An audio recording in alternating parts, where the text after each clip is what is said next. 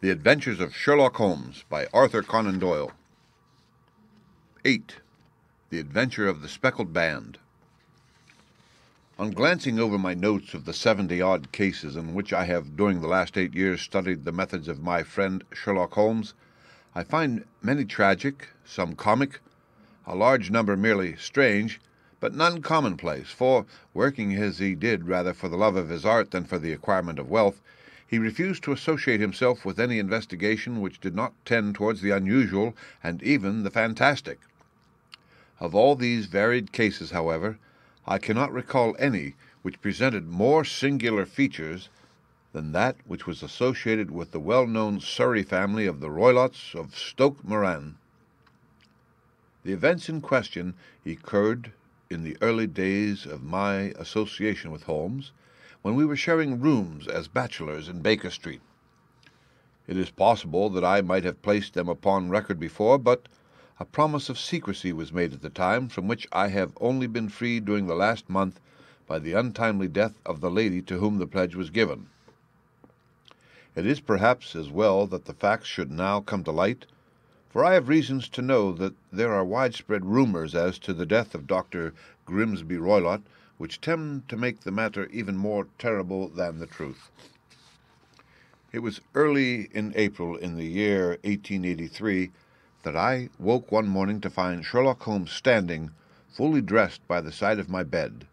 He was a late riser as a rule, and as the clock on the mantelpiece showed me that it was only 7:15, I blinked up at him in some surprise and perhaps just a little resentment, for I was myself regular in my habits. "Very sorry to knock you up, Watson," said he, "but it's the common lot this morning. Mrs. Hudson has been knocked up. She retorted upon me, and I on you. What is it, then? A fire?" "No, a client. It seems that a young lady has arrived in a considerable state of excitement who insists upon seeing me. She is waiting now in the sitting-room. Now, when young ladies wander about the metropolis at this hour of the morning and knock sleepy people up out of their beds, I presume that it is something very pressing which they have to communicate. Should it prove to be an interesting case, you would, I am sure, wish to follow it from the outset. I thought, at any rate, that I should call you and give you the chance." "My dear fellow, I would not miss it for anything." I had no keener pleasure than in following Holmes in his professional investigations, and in admiring the rapid deductions, as swift as intuitions, and yet always founded on a logical basis with which he unravelled the problems which were submitted to him. I rapidly threw on my clothes, and was ready in a few minutes to accompany my friend down to the sitting-room. A lady dressed in black and heavily veiled, who had been sitting in the window, rose as we entered. "Good morning, madam," said Holmes cheerily. "My name is Sherlock Holmes. This is my intimate friend and associate, Dr. Watson, before whom you can speak as freely as before myself. Ha! I am glad to see that Mrs. Hudson has had the good sense to light the fire. Pray, draw up to it, and I shall order you a cup of hot coffee, for I observe that you are shivering." "It is not cold which makes me shiver," said the woman in a low voice, changing her seat as requested. "What then?" "It is fear, Mr. Holmes, it is terror." She raised her veil as she spoke, and we could see that she was indeed in a pitiable state of agitation, her face all drawn and grey, with restless, frightened eyes like those of some hunted animal. Her features and figure were those of a woman of 30, but her hair was shot with premature grey, and her expression was weary and haggard. Sherlock Holmes ran her over with one of his quick, all-comprehensive glances. "You must not fear," said he soothingly, bending forward and patting her forearm. "We shall soon set matters right, I have no doubt. You have come in by train this morning, I see."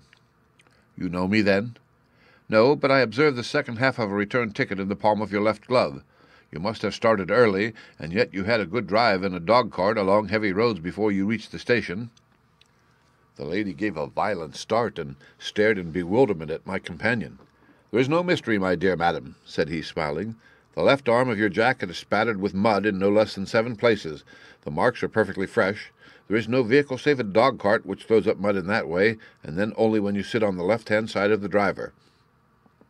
"Whatever your reasons may be, you are perfectly correct," said she.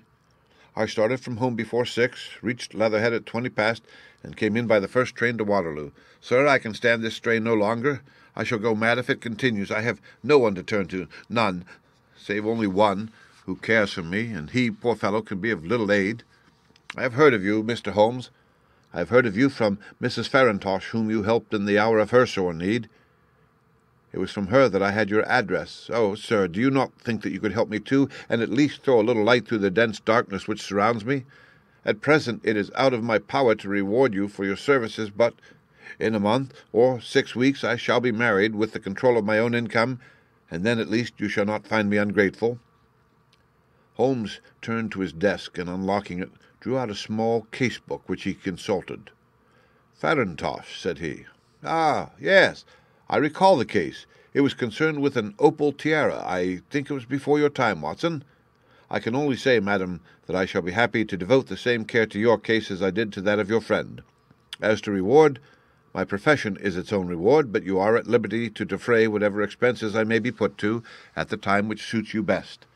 And now I beg that you will lay before us everything that may help us in forming an opinion upon the matter."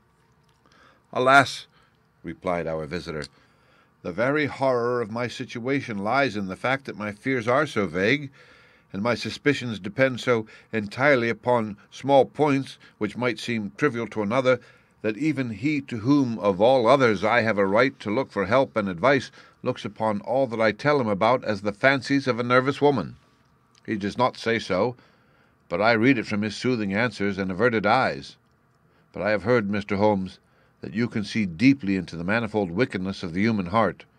You may advise me how to walk amid the dangers which encompass me." "I am all attention, madam." "My name is Helen Stoner, and I am living with my stepfather, who is the last survivor of one of the oldest Saxon families in England, the Roylotts of Stoke Moran on the western border of Surrey." Holmes nodded his head. "The name is familiar to me," said he. "The family was at one time among the richest in England, and the estates extended over the borders into Berkshire in the north and Hampshire in the west. In the last century, however, 4 successive heirs were of a dissolute and wasteful disposition, and the family ruin was eventually completed by a gambler in the days of the Regency. Nothing was left save a few acres of ground and the 200-year-old house, which is itself crushed under a heavy mortgage.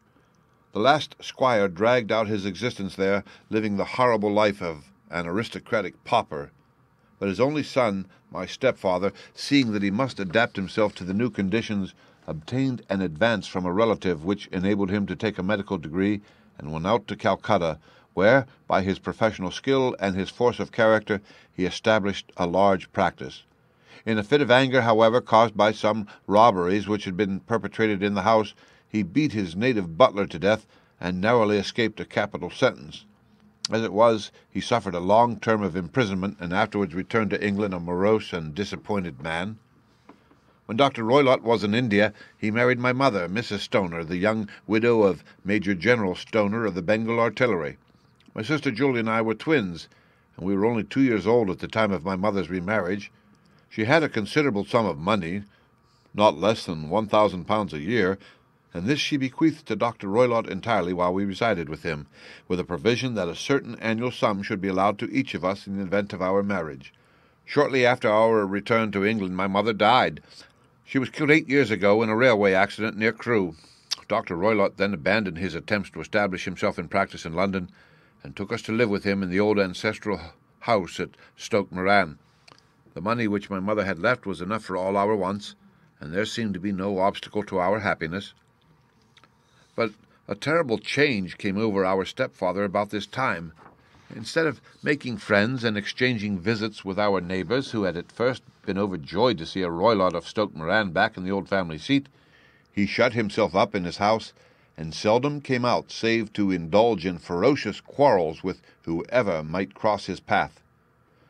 Violence of temper approaching to mania has been hereditary in the men of the family, and in my stepfather's case it had, I believe, been intensified by his long residence in the tropics.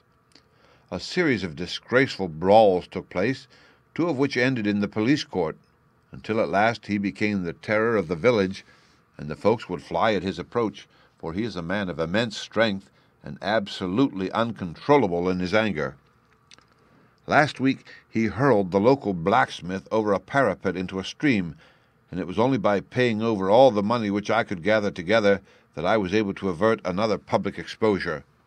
He had no friends at all, save the wandering gypsies, and he would give these vagabonds leave to encamp upon the few acres of bramble-covered land which represent the family estate, and would accept in return the hospitality of their tents, wandering away with them sometimes for weeks on end.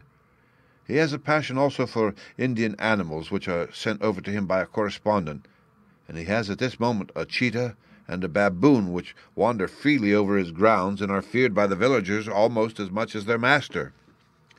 You can imagine from what I say that my poor sister Julia and I had no great pleasure in our lives. No servant would stay with us, and for a long time we did all the work of the house. She was but 30 at the time of her death, and yet her hair had already begun to whiten, even as mine has. Your sister is dead, then? She died just 2 years ago, and it is of her death that I wish to speak to you. You can understand that, living the life which I have described, we were very little likely to see anyone of our own age and position. We had, however, an aunt, my mother's maiden sister, Miss Honoria Westphale, who lives near Harrow, and we were occasionally allowed to pay short visits at this lady's house. Julia went there at Christmas 2 years ago, and met there a half-pay major of marines to whom she became engaged. My stepfather learned of the engagement when my sister returned, and offered no objection to the marriage, but within a fortnight of the day which had been fixed for the wedding, the terrible event occurred which has deprived me of my only companion. Sherlock Holmes had been leaning back in his chair with his eyes closed and his head sunk in a cushion, but he half opened his lids now and glanced across at his visitor. "Pray, be precise as to details," said he. "It is easy for me to be so, for every event of that dreadful time is seared into my memory. The manor house is, as I have already said, very old, and only one wing is now inhabited. The bedrooms in this wing are on the ground floor, the sitting-rooms being in the central block of the buildings. Of these bedrooms, the first is Dr. Roylott's, the second my sister's, and the third my own. There is no communication between them, but they all open out into the same corridor. Do I make myself plain?" "Perfectly so." "The windows of the 3 rooms open out upon the lawn. That fatal night Dr. Roylott had gone to his room early, though we knew that he had not retired to rest, for my sister was troubled by the smell of the strong Indian cigars which it was his custom to smoke. She left her room, therefore, and came into mine, where she sat for some time, chatting about her approaching wedding. At 11 o'clock she rose to leave me, but she paused at the door and looked back. "Tell me, Helen," said she, "have you ever heard anyone whistle in the dead of the night?" "Never," said I. "I suppose that you could not possibly whistle yourself, in your sleep?" "Certainly not. But why?" "Because during the last few nights I have always, about 3 in the morning, heard a low, clear whistle. I am a light sleeper, and it has awakened me. I cannot tell where it came from, perhaps from the next room, perhaps from the lawn. I thought that I would just ask you whether you had heard it." "No, I have not. It must be those wretched gypsies in the plantation." "Very likely. And yet if it were on the lawn, I wonder that you did not hear it also." "Ah, but I sleep more heavily than you. Well, it is of no great consequence at any rate." She smiled back at me, closed my door, and a few minutes later I heard her turn the key in the lock. "Indeed," said Holmes. "Was it your custom always to lock yourselves in at night?" "Always." "And why?" "I think that I mentioned to you that the doctor kept a cheetah and a baboon. We had no feelings of security unless our doors were locked." "Quite so. Pray, proceed with your statement." "I could not sleep that night. A vague feeling of impending misfortune impressed me. My sister and I, you will recollect, were twins, and you know how subtle are the links which bind 2 souls which are so closely allied. It was a wild night. The wind was howling outside, and the rain was beating and splashing against the windows. Suddenly, amid all the hubbub of the gale, there burst forth the wild scream of a terrified woman. I knew that it was my sister's voice.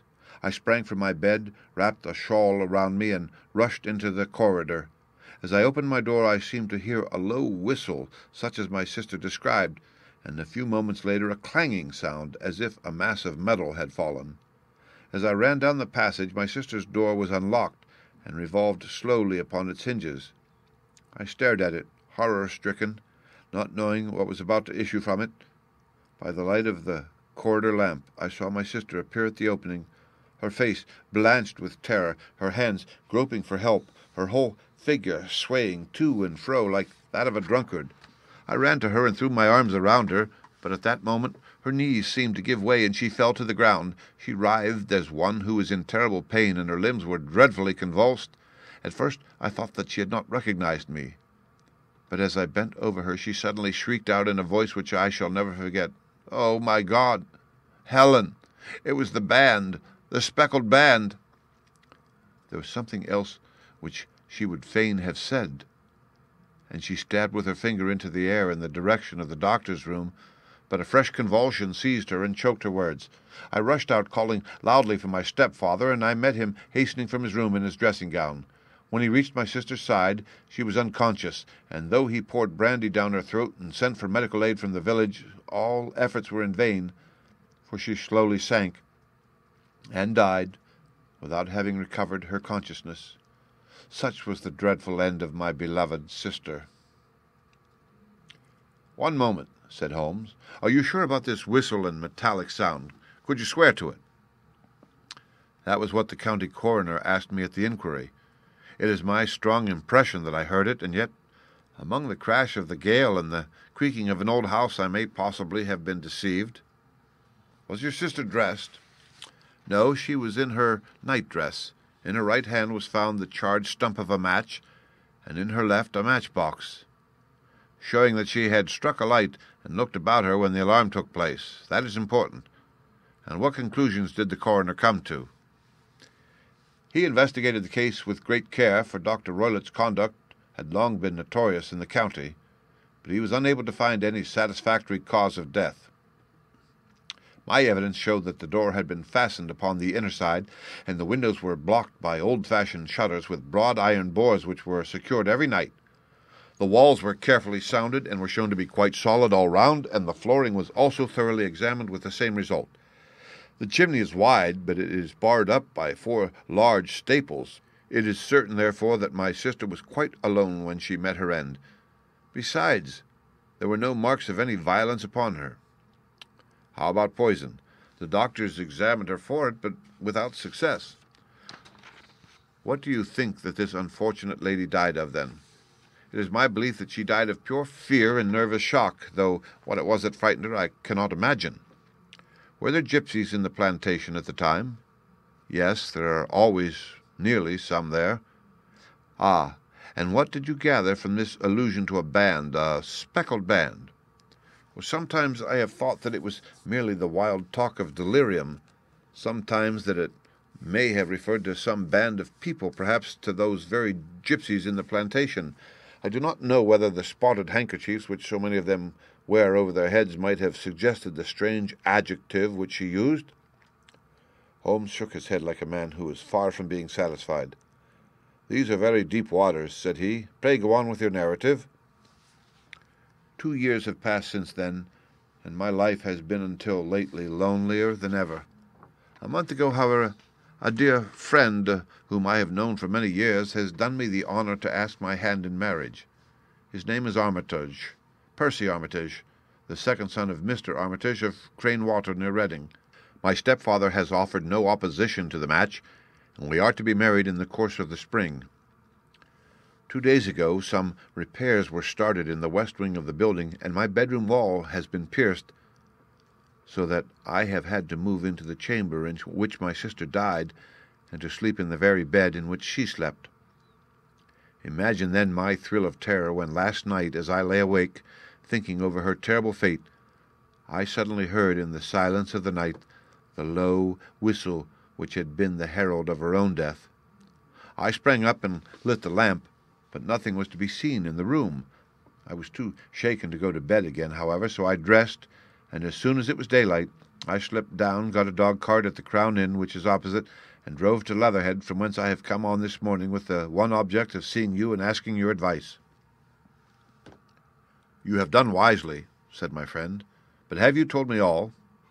"Yes, all." "Miss Roylott, you have not. You are screening your stepfather." "Why, what do you mean?" For answer, Holmes pushed back the frill of black lace which fringed the hand that lay upon our visitor's knee. 5 little vivid spots, the marks of 4 fingers and a thumb, were printed upon the white wrist. "You have been cruelly used," said Holmes. The lady colored deeply and covered over her injured wrist. "He is a hard man," she said, "and perhaps he hardly knows his own strength."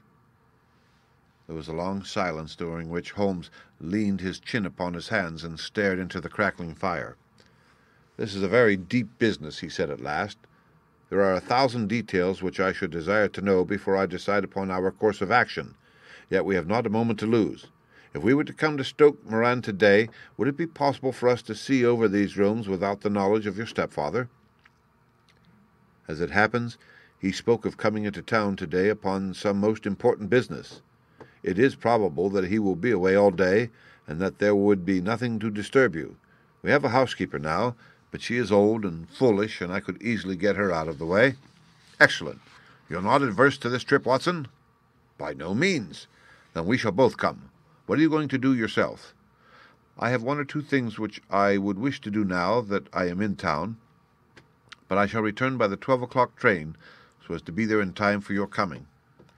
"And you may expect us early in the afternoon. I have myself some small business matters to attend to. Will you not wait and breakfast?" "No, I must go. My heart is lightened already since I have confided my trouble to you. I shall look forward to seeing you again this afternoon." She dropped her thick black veil over her face and glided from the room.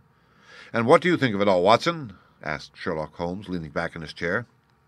"It seems to me to be a most dark and sinister business. Dark enough and sinister enough.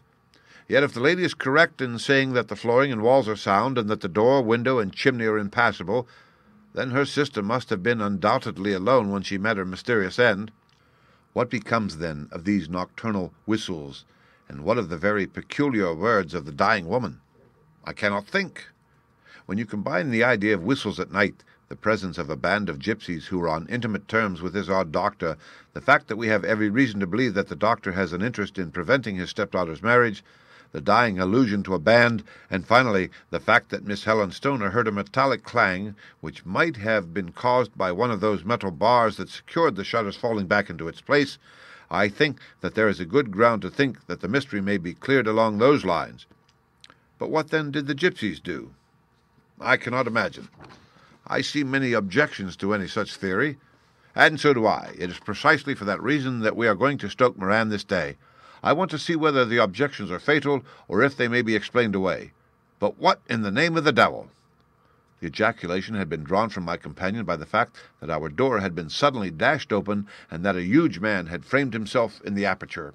His costume was a peculiar mixture of the professional and of the agricultural, having a black top hat, a long frock coat, and a pair of high gaiters with a hunting crop swinging in his hand. So tall was he that his hand actually brushed the crossbar of the doorway, and his breadth seemed to span it across from side to side. A large face, seared with 1,000 wrinkles, burned yellow with the sun, and marked with every evil passion, was turned from one to the other of us, while his deep-set, bile-shot eyes and his high, thin, fleshless nose gave him somewhat the resemblance to a fierce old bird of prey. "Which of you is Holmes?" asked this apparition. "My name, sir, but you have the advantage of me," said my companion quietly. "I am Dr. Grimsley Roylott of Stoke Moran." "Indeed, doctor," said Holmes blandly. "Pray, take a seat." "I will do nothing of the kind. My stepdaughter has been here. I have traced her. What has she been saying to you?" "It is a little cold for the time of the year," said Holmes. "What has she been saying to you?" screamed the old man furiously. "But I have heard that the crocuses promise well," continued my companion imperturbably. "Ha! You put me off, do you?" said our new visitor, taking a step forward and shaking his hunting crop. "I know you, you scoundrel. I have heard of you before. You are Holmes, the meddler." My friend smiled. "Holmes, the busybody." His smile broadened. "Holmes, the Scotland Yard Jack in office." Holmes chuckled heartily. "Your conversation is most entertaining," said he. "When you go out, close the door, for there is a decided draught." "I will go when I have had my say. Don't you dare to meddle with my affairs. I know that Miss Stoner has been here. I traced her. I am a dangerous man to fall foul of. See here." He stepped swiftly forward, seized the poker, and bent it into a curve with his huge brown hands. "See that you keep yourself out of my grip," he snarled, and hurling the twisted poker into the fireplace, he strode out of the room. "He seems a very amiable person," said Holmes, laughing. "I am not quite so bulky, but if he had remained I might have shown him that my grip was not much more feeble than his own." As he spoke, he picked up the steel poker and with a sudden effort straightened it out again. Fancy his having the insolence to confound me with the official detective force. This incident gives zest to our investigation, however, and I only trust that our little friend will not suffer from her imprudence in allowing this brute to trace her. And now, Watson, we shall order breakfast, and afterwards I shall walk down to Doctors' Commons, where I hope to get some data which may help us in this matter." It was nearly 1 o'clock when Sherlock Holmes returned from his excursion. He held in his hand a sheet of blue paper scrawled over with notes and figures. "I have seen the will of the deceased wife," said he. "To determine its exact meaning, I have been obliged to work out the present prices of the investments with which it is concerned. The total income, which at the time of the wife's death was little short of £1,100, is now, through the fall in agricultural prices, not more than £750. Each daughter can claim an income of £250 in case of marriage. It is evident, therefore, that if both girls had married, this beauty would have had a mere pittance, while even one of them would cripple him to a very serious extent. My morning's work has not been wasted, since it has proved that he has the very strongest motives for standing in the way of anything of the sort. And now, Watson, this is too serious for dawdling, especially as the old man is aware that we are interesting ourselves in his affairs. So if you are ready, we shall call a cab and drive to Waterloo. I should be very much obliged if you would slip your revolver into your pocket. And Ellie's number 2 is an excellent argument with gentlemen who can twist steel pokers into knots. That and a toothbrush are, I think, all that we need." At Waterloo we were fortunate in catching a train for Leatherhead, where we hired a trap at the station inn and drove for 4 or 5 miles through the lovely Surrey lanes. It was a perfect day, with a bright sun and a few fleecy clouds in the heavens. The trees and wayside hedges were just throwing out their first green shoots, and the air was full of the pleasant smell of the moist earth. To me, at least, there was a strange contrast between the sweet promise of the spring and this sinister quest upon which we were engaged. My companion sat in the front of the trap, his arms folded, his hat pulled down over his eyes and his chin sunk upon his breast, buried in the deepest thought. Suddenly, however, he started, tapped me on the shoulder, and pointed over the meadows. "Look there," said he. A heavily timbered park stretched up in a gentle slope, thickening into a grove at the highest point. From amid the branches there jutted out the grey gables and a high roof-tree of a very old mansion. "Stoke Moran," said he. "Yes, sir, that be the house of Dr. Grimesby Roylott," remarked the driver. "There is some building going on there," said Holmes. "That is where we are going." "There's the village," said the driver, pointing to a cluster of roofs some distance to the left. "But if you want to get to the house, you'll find it shorter to get over this stile, and so by the footpath over the fields. There it is, where the lady is walking." "And the lady, I fancy, is Miss Stoner," observed Holmes, shading his eyes. "Yes, I think we had better do as you suggest." We got off, paid our fare, and the trap rattled back on its way to Leatherhead. "I thought it as well," said Holmes, as we climbed the stile, "that this fellow should think we had come here as architects or on some definite business. It may stop his gossip. Good afternoon, Miss Stoner. You see that we have been as good as our word." Our client of the morning had hurried forward to meet us with a face which spoke her joy. "I have been waiting so eagerly for you," she cried, shaking hands with us warmly. "All has turned out splendidly. Dr. Roylott has gone to town, and it is unlikely that he will be back before evening." "We have had the pleasure of making the doctor's acquaintance," said Holmes, and in a few words he sketched out what had occurred. Miss Stoner turned white to the lips as she listened. "Good heavens!" she cried. "He has followed me, then?" "So it appears. He is so cunning that I never know when I am safe from him. What will he say when he returns?"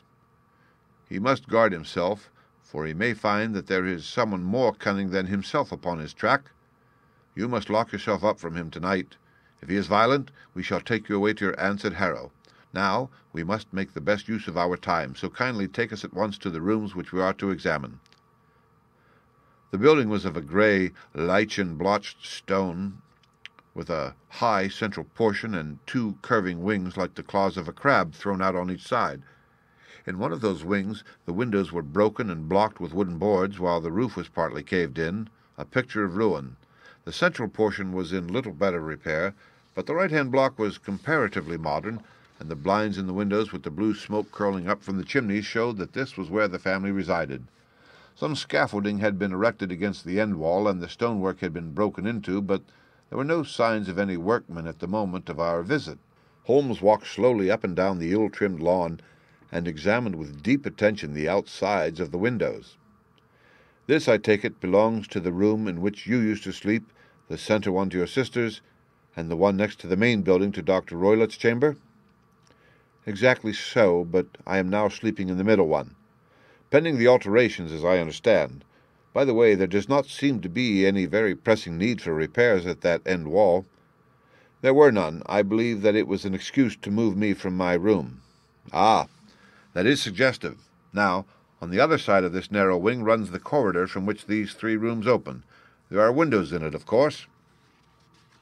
"Yes, but very small ones, too narrow for anyone to pass through. As you both locked your doors at night, your rooms were unapproachable from that side. Now, would you have the kindness to go into your room and bar your shutters?"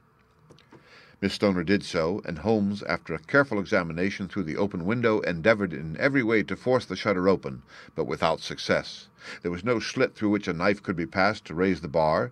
Then with his lens he tested the hinges, but they were of solid iron, built firmly into the mass of masonry. Said he, scratching his chin in some perplexity. "My theory certainly presents some difficulties. No one could pass these shutters if they were bolted. Well, we shall see if the inside throws any light upon the matter." A small side door led into the whitewashed corridor from which the 3 bedrooms opened. Holmes refused to examine the 3rd chamber, so we passed at once to the 2nd, that in which Miss Stoner was now sleeping, and in which her sister had met with her fate. It was a homely little room, with a low ceiling and a gaping fireplace after the fashion of old country houses. A brown chest of drawers stood in one corner, a narrow white counterpaned bed in another, and a dressing-table on the left-hand side of the window.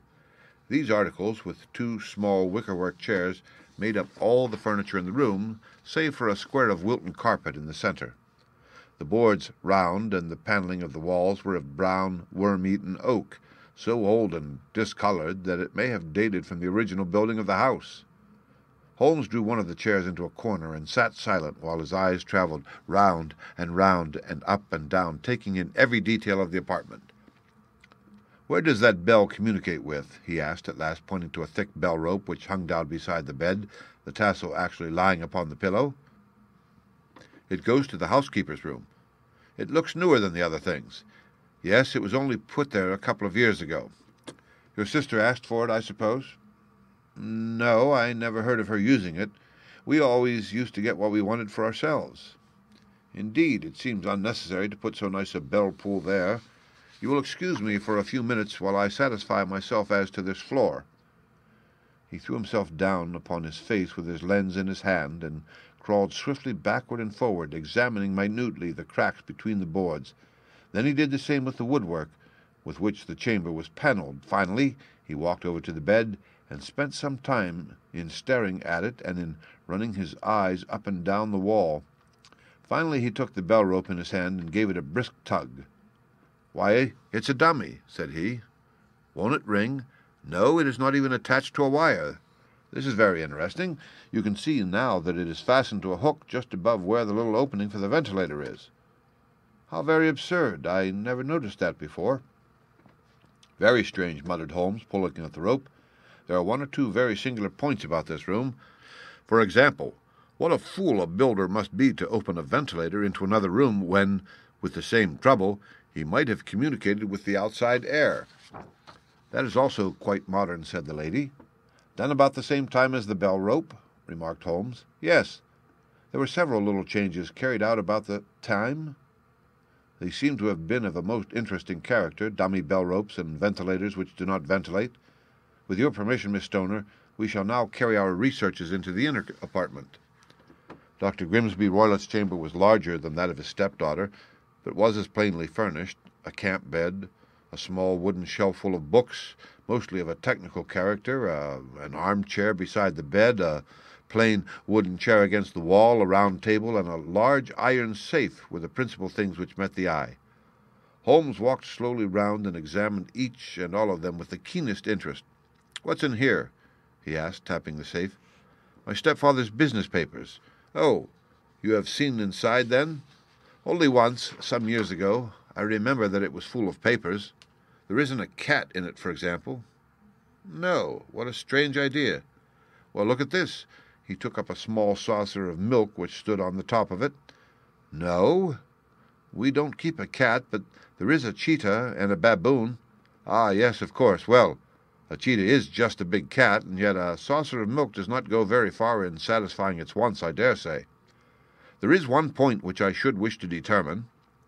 He squatted down in front of the wooden chair and examined the seat of it with the greatest attention. "Thank you. That is quite settled," said he, rising and putting his lens in his pocket. "Hullo! Here is something interesting." The object which had caught his eye was a small dog lash hung on one corner of the bed. The lash, however, was curled upon itself and tied so as to make a loop of whipcord. "What do you make of that, Watson?" "It's a common enough lash, but I don't know why it should be tied." "That is not quite so common, is it? Ah, me! It's a wicked world, and when a clever man turns his brains to crime, it is the worst of all. I think that I have seen enough now, Miss Stoner, and with your permission we shall walk out upon the lawn." I had never seen my friend's face so grim or his brow so dark as it was when we turned from the scene of this investigation. We had walked several times up and down the lawn, neither Miss Stoner nor myself liking to break in upon his thoughts before he roused himself from his reverie. "It is very essential, Miss Stoner," said he, "that you should follow my advice in every respect." "I shall most certainly do so. The matter is too serious for any hesitation. Your life may depend upon your compliance. I assure you that I am in your hands. In the first place, both my friend and I must spend the night in your room." Both Miss Stoner and I gazed at him in astonishment. "Yes, it must be so. Let me explain. I believe that this is the village inn over there?" "Yes, that is the Crown." "Very good. Your windows would be visible from there?" "Certainly." "You must confine yourself to your room on pretense of a headache when your stepfather comes back.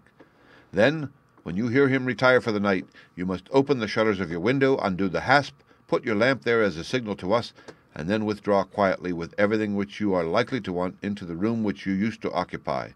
I have no doubt that in spite of the repairs you could manage there for one night." "Oh, yes, easily." "The rest you will leave in our hands."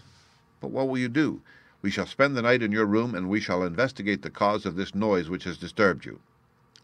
"I believe, Mr. Holmes, that you have already made up your mind," said Miss Stoner, laying her hand upon my companion's sleeve. "Perhaps I have." "Then, for pity's sake, tell me what was the cause of my sister's death.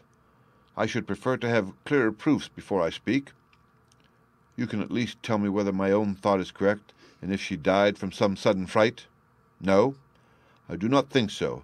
I think that there was probably some more tangible cause. And now, Miss Stoner, we must leave you, for if Dr. Roylott returned and saw us, our journey would be in vain. Good-bye, and be brave, for if you will do what I have told you, you may rest assured that we shall soon drive away the dangers that threaten you."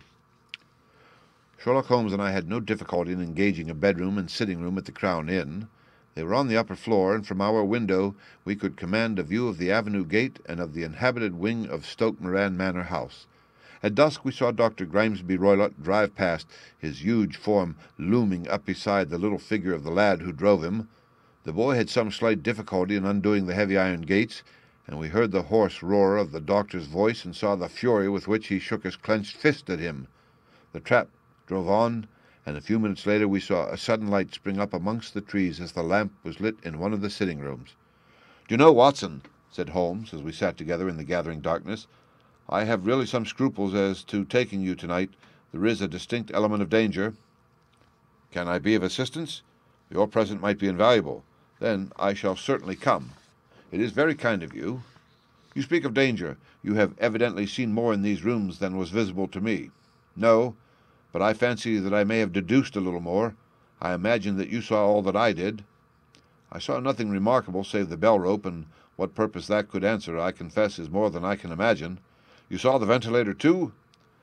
Yes, but I do not think that it is such a very unusual thing to have a small opening between two rooms. It was so small that a rat could hardly pass through.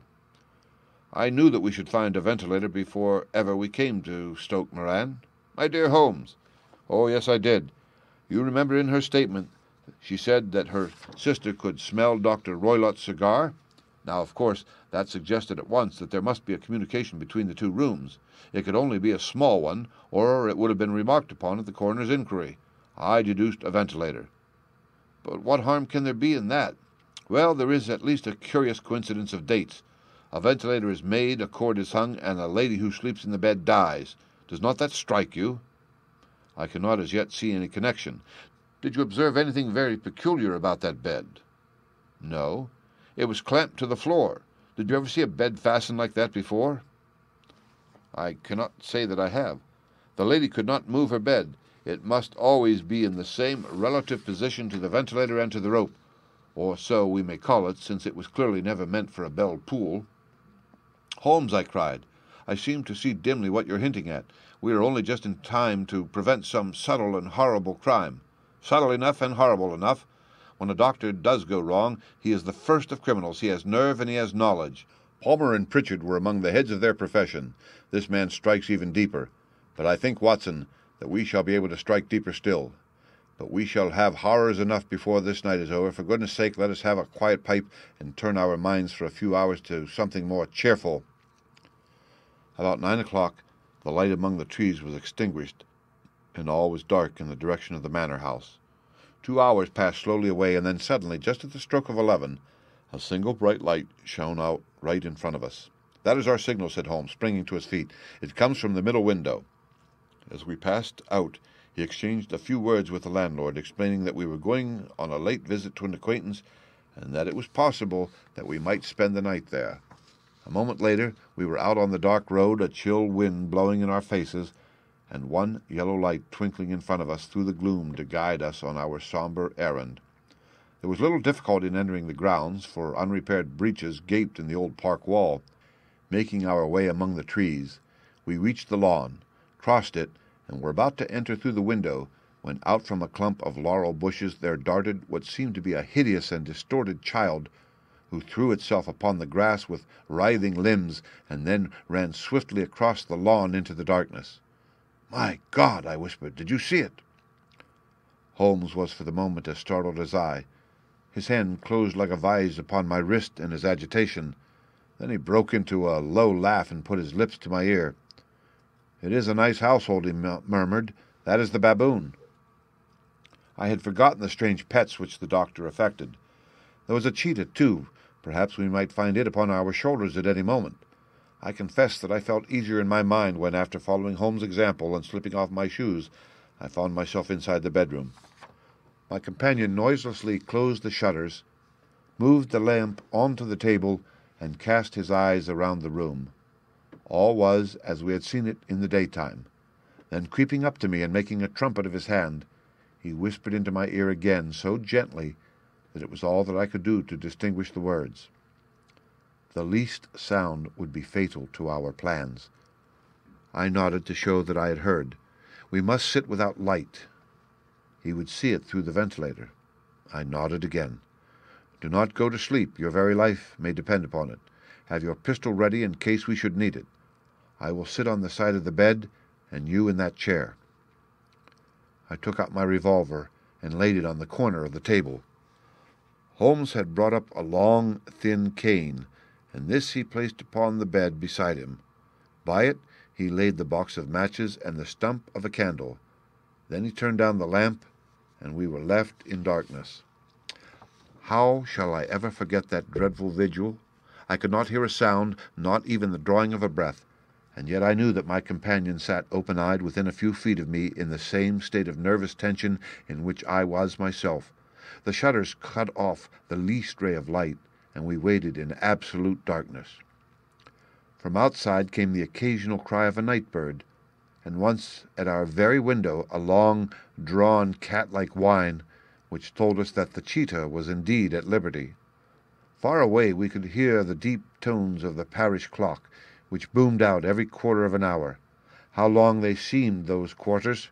12 struck, and 1, and 2, and 3, and still we sat waiting silently for whatever might befall. Suddenly there was the momentary gleam of a light up in the direction of the ventilator, which vanished immediately, but was succeeded by a strong smell of burning oil and heated metal. Someone in the next room had lit a dark lantern. I heard a gentle sound of movement, and then all was silent once more, though the smell grew stronger. For half an hour I sat with straining ears. Then suddenly another sound became audible, a very gentle, soothing sound, like that of a small jet of steam escaping continually from a kettle. The instant that we heard it, Holmes sprang from the bed, struck a match, and lashed furiously with his cane at the bell pull. "You see it, Watson," he yelled. "You see it!" But I saw nothing. At the moment when Holmes struck the light, I heard a low, clear whistle, but the sudden glare flashing into my weary eyes made it impossible for me to tell what it was at which my friend had lashed so savagely. I could, however, see that his face was deadly pale and filled with horror and loathing. He had ceased to strike, and was gazing up at the ventilator, when suddenly there broke from the silence of the night the most horrible cry to which I have ever listened. It swelled up louder and louder, a hoarse yell of pain and fear and anger, all mingled in the one dreadful shriek. They say that away down in the village, and even in the distant parsonage, that cry raised the sleepers from their beds. It struck cold to our hearts, and I stood gazing at Holmes and he at me until the last echoes of it had died away into the silence from which it rose. "What can it mean?" I gasped. "It means that it is all over," Holmes answered, "and perhaps, after all, it is for the best. Take your pistol, and we will enter Dr. Roylott's room." With a grave face, he lit the lamp and led the way down the corridor. Twice he struck at the chamber door without any reply from within. Then he turned the handle and entered, I at his heels with the cocked pistol in my hand. It was a singular sight which met our eyes. On the table stood a dark lantern with the shutter half open, throwing a brilliant beam of light upon the iron safe, the door of which was ajar. Beside this table, on the wooden chair, sat Dr. Grimsby Roylott, clad in a long grey dressing-gown, his bare ankles protruding beneath, and his feet thrust into red, heelless Turkish slippers. Across his lap lay the short stock with the long lash, which we had noticed during the day. His chin was cocked upward, and his eyes were fixed in a dreadful rigid stare at a corner of the ceiling. Round his brow he had a peculiar yellow band with brownish speckles, which seemed to be bound tightly around his head. As we entered he made neither sound nor motion. "The band! The speckled band!" whispered Holmes. I took a step forward. In an instant his strange headgear began to move, and there reared itself from among his hair the squat, diamond-shaped head and puffed neck of a loathsome serpent. "It is a swamp adder," cried Holmes, "the deadliest snake in India. He has died within 10 seconds of being bitten. Violence does in truth recoil upon the violent, and the schemer falls into the pit which he digs for another. Let us thrust this creature back into its den, and we can then remove Miss Stoner to some place of shelter and let the county police know what has happened."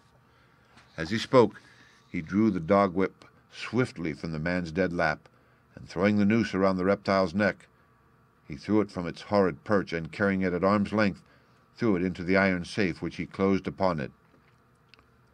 Such are the true facts of the death of Dr. Grimsby Roylott of Stoke Moran. It is not necessary that I should prolong a narrative which has already run to too great a length by telling how we broke the sad news to the terrified girl, how we conveyed her by the morning train to the care of her good aunt at Harrow, of how the slow process of official inquiry came to the conclusion that the doctor met his fate while indiscreetly playing with a dangerous pet. The little which I had yet to learn of the case was told me by Sherlock Holmes as we travelled back next day. "I had," said he, "come to an entirely erroneous conclusion, which shows, my dear Watson, how dangerous it always is to reason from insufficient data. The presence of the gypsies and the use of the word band, which was used by the poor girl, no doubt, to explain the appearance which she had caught upon a hurried glimpse of by the light of her match, were sufficient to put me upon an entirely wrong scent. I can only claim the merit that I instantly reconsidered my position when, however, it became clear to me that whatever danger threatened an occupant of the room could not come either from the window or the door, my attention was speedily drawn, as I have already remarked to you, to this ventilator and to the bell rope which hung down to the bed. The discovery that this was a dummy, and that the bed was clamped to the floor, instantly gave rise to the suspicion that the rope was there as a bridge for something passing through the hole and coming to the bed. The idea of a snake instantly occurred to me, and when I coupled it with my knowledge that the doctor was furnished with a supply of creatures from India, I felt that I was probably on the right track.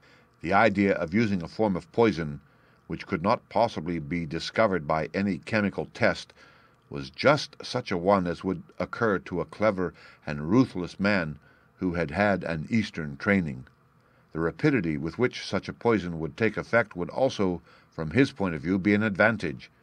It would be a sharp-eyed coroner, indeed, who could distinguish the two little dark punctures which would show where the poison fangs had done their work. Then I thought of the whistle. Of course, he must recall the snake before the morning light revealed it to the victim. He had trained it, probably by the use of the milk which we saw, to return to him when summoned. He would put it through the ventilator at the hour that he thought best, with the certainty that it would crawl down the rope and land on the bed. It might or might not bite the occupant. Perhaps he might escape every night for a week, but sooner or later she must fall a victim. I had come to these conclusions before ever I had entered his room. An inspection of his chair showed me that he had been in the habit of standing on it, which of course would be necessary in order that he should reach the ventilator. The sight of the safe, the saucer of milk, and the loop of whipcord were enough to finally dispel any doubts which may have remained. The metallic clang heard by Miss Stoner was obviously caused by her stepfather hastily closing the door of his safe upon its terrible occupant. Having once made up my mind, you know the steps which I took in order to put the matter to the proof. I heard the creature hiss, as I have no doubt that you did also, and I instantly lit the light and attacked it, with the result of driving it through the ventilator, and also with the result of causing it to turn upon its master at the other side. Some of the blows of my cane came home and roused its snakish temper, so that it flew upon the person it saw. In this way I am no doubt indirectly responsible for Dr. Grimsby Roylett's death, and I cannot say that it is likely to weigh very heavily upon my conscience. The end. Read by Rick Kistner for Lit2Go on the web at fcit.usf.edu.